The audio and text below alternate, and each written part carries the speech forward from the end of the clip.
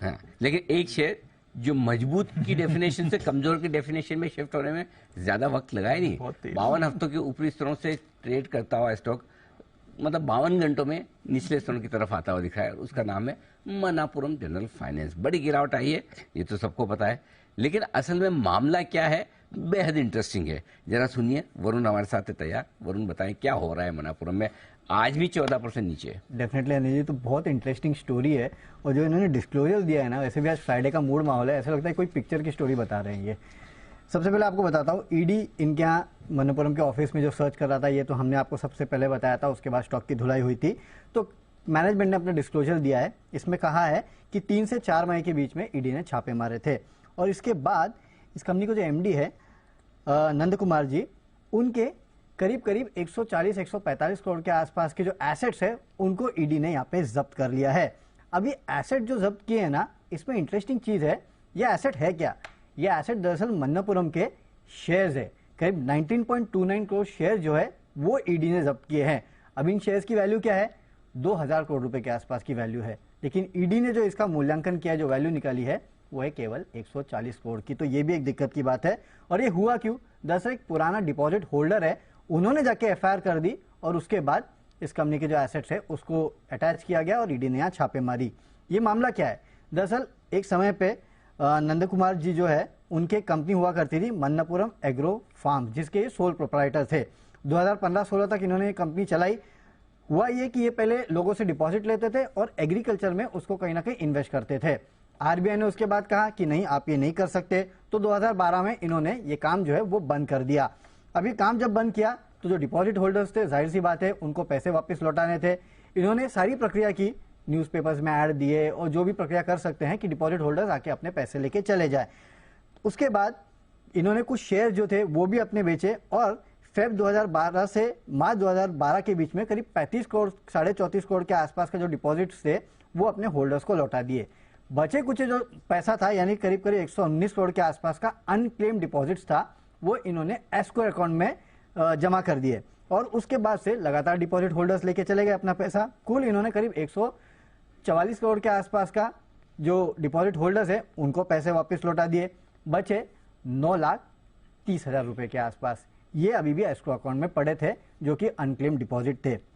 और आरबीआई, सेबी और जितने रजिस्ट्रार है उनको ये सब पता है, लेकिन इनका कहना है कि एक आदमी जिनकी पहले से इनके फैमिली से पटती नहीं थी, ये भी इन्होंने अपने डिस्क्लोजर में दिया है, उन्होंने जाके एफआईआर दर्ज कर दी है कि इन्होंने घपला किया है और इस तरह का जो डिपॉजिट है वो हमें वापस नहीं लौटाया है।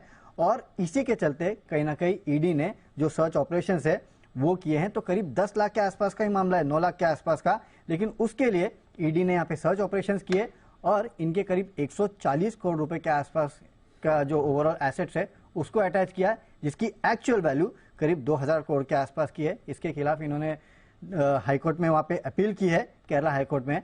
हालांकि कितनी राहत मिलेगी, क्या मिलेगी, ये तो पता नहीं, लेकिन ये कह रहे हैं कि पूरा इशू जो है वो एक्चुअली बनाया गया है, जो कि था नहीं। पैसे अभी भी एस्को अकाउंट में पड़े हैं, तो ये एक दिक्कत की बात है। तो डिपॉजिट होल्डर्स, एक डिपॉजिट होल्डर ने एफआईआर लॉन्च की, स्टॉक की पूरी बर्बादी हो गई। एक डिपॉजिट होल्डर, वो भी अनिल जी बहुत इंटरेस्टिंग है कि मेरे और मेरे परिवार से जिससे एक पट्टी नहीं है। आई मीन लंबा मामला है, मुझे लगता है कि कोई जो इनका आपसी प्यार मोहब्बत है। हाँ, तो उसके चलते जाके कंप्लेंट कर दी, एफआईआर कर दी, ईडी ने सर्च ऑपरेशन कर दी। मैं वही कह रहा हूँ कि बड़ी इंटरेस्टिंग स्टोरी है, picture like. Okay, very interesting है। तो मनापुरम, लेकिन इतनी ऐसी बात पे तो फिर स्टॉक रिकवर होना चाहिए ना। मतलब अगर matter on the face of it अगर इतना सीरियस नहीं दिखता, हाँ, तो स्टॉक रिकवर क्यों नहीं होता? अनिल जी, बहुत कुछ चीजें जो समझ में नहीं आ रही। एक तो 140 करोड़ के एसेट्स, अगर 9 लाख के आसपास के पैसे देने बचे हैं, तो 140 करोड़ के एसेट क्यों जब्त किए, वो भी जिसकी वैल्यू 2000 करोड़। तो क्या इसी वजह से गिरा है? कैसे? वो बता रहे 150 करोड़ जब्त किए, लेकिन है 2000 करोड़ अटके है। हाँ, 2000 करोड़ अटके तो फिर अगर किसी दिन ईडी ने ले लिए और उसको भेज दिया रिकवरी करने, तो 2000 करोड़ गए। बंसल जी कुछ विशेष टिप्पणी देना चाहते हैं इस पूरे मामले पर? जी बंसल जी फरमाएं। नहीं अनिल जी, आपसे पूछना चाहता हूं, as per limited knowledge Anil ji, जैसे अभी वरुण ने बताया कि 9-10 लाख रुपए का एक एस्क्रो अमाउंट में अकाउंट में पैसा था, उसका जो बंदा था वो कह रहा है कि मेरे पैसे वापस नहीं मिले। अनिल जी 10 लाख रुपए के लिए तो EOW भी नहीं अनिल जी कंप्लेंट रजिस्टर करती, ईडी कहां से आ गई, ये अनिल जी समझना चाह रहा हूं मैं। अच्छा ऐसा क्या, मेरे को तो ये रूल भी पता नहीं था कितने में कौन सा करता है। तो आपने पहले सवाल पूछते वैसे ही सही पूछा था, लिमिटेड नॉलेज, तो उन्होंने पहले ही बता दिया अनिल जी की नॉलेज लिमिटेड है। तो आपका आइडिया थे, विद माय लिमिटेड नॉलेज जो क्वेश्चन आपने पूछा उसका मुझे पता नहीं है। और इसमें इन्होंने लिखा नहीं है कि कितने की उसने कंप्लेंट रजिस्टर की है, लेकिन ये कह रहे हैं कि पुराना मामला और 10 लाख का ही मामला है। ओके चलिए ठीक है, जो है वो है। फंडामेंटली शरद जी जरा राय दीजिए इस पर, कहाँ 3 दिन पहले स्टॉक कहाँ ट्रेड करा था, 2 दिन पहले कहाँ अब है, लेना चाहिए या एक बार ये जो विवादों में है तो थोड़ा इंतजार करें, क्या करना चाहेंगे आप? देखिए गोल्ड लोन स्पेस पे मैं बहुत बुलिश हूँ। मुझे लगता है पिछले 3-4 साल का जो साइकिल था वो बेसिकली एक ट्रफ बन गया है और यहाँ से इम्प्रूवमेंट आनी चाहिए। मुथूट मैंने कई बार रिकमेंड भी किया है लार्जेस्ट कंपनी के हिसाब से। जैसा वरुण बता रहे हैं और जैसा मैंने पढ़ा है, अगर सिर्फ उतना ही मामला है तो मेरे हिसाब से ये थोड़ा एबरेशन है या बहुत ज्यादा एग्रेवेटेड है। इतना ज्यादा नीचे स्टॉक को होना नहीं चाहिए था। और अगर कल परसों में कुछ क्लैरिटी और आती है तो बहुत शार्प रिवर्सल हो सकता है। तो जो थोड़ा रिस्क लेना चाहते हैं या रिस्क ले सकते हैं और थोड़ा टाइम वेट कर सकते हैं वो पोजीशन ले तो ठीक है, और जो रिस्क एवर्स है उनको वेट करना चाहिए कि और क्लैरिटी आए।